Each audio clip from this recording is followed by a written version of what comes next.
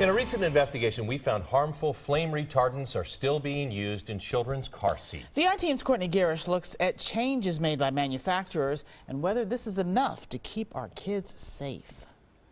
In our first investigation, I tested my boys' car seats for flame retardant chemicals. These chemicals are in a lot of the things we use, like furniture and children's products. In a new study, a nonprofit group found more changes are needed to limit kids' exposure to these harmful chemicals.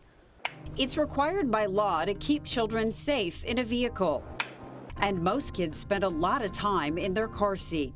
And she's in the car seat hours a day, sometimes if I'm carting kids around. Milwaukee mom Meg Laduha has 3 children. Toxic chemicals were not on her radar when she shopped for a safe seat. You don't think about what they're breathing in from the car seat. All seats are made with flame retardants, or FRs. Manufacturers say the chemicals are used to meet a 1970s federal flammability requirement. We have been pushing for companies to phase out all of the halogenated chemicals. Jillian Miller, a scientist with the Ecology Center in Michigan, is talking about a class of FRs that includes bromine and chlorine. They tend to stick to dust, and dust gets accidentally ingested or it can get into the air. The center has been testing car seats for years. It just released results of the chemicals it found in 2016 model seats. Brominated FRs were found in the foam used in 13 out of 15 seats, chemicals that can be toxic and in some cases cause cancer. They also accumulate in the body. The center also tested car seat fabrics. A surprising 25% of samples were positive for brominated FRs. Last summer, I sent samples from my boys' Graco car seats to Duke University for a free test. Potentially toxic chemicals in the chlorinated tris family were found in both. Where I go to school. Chemicals that may cause cancer and accumulate in the liver and kidneys.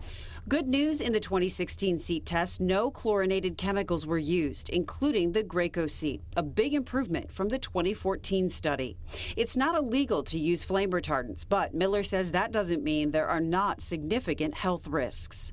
There are years or sometimes even decades between understanding something about negative health hazards or health effects and actually making a regulation. One car seat manufacturer is ahead of the curve. UPPababy, which makes high-end car seats, is releasing an infant seat with no FRs, and it passes the federal flame standard, something many parents like Meg are hoping becomes the industry standard. There's no dollar amount I wouldn't spend to keep my kids safe. That UPPababy infant car seat will be available in March, but it's expensive. It runs around $350. The Ecology Center is hoping this opens the door for other manufacturers that normally make lower price seats in the $100 range. The center says it is possible to create an affordable seat with no chemical additives. There is also a push to update the 1970s flammability standard for car seats. A California lawmaker introduced new legislation last May. It would modernize the standard, reducing children's exposure to the chemicals.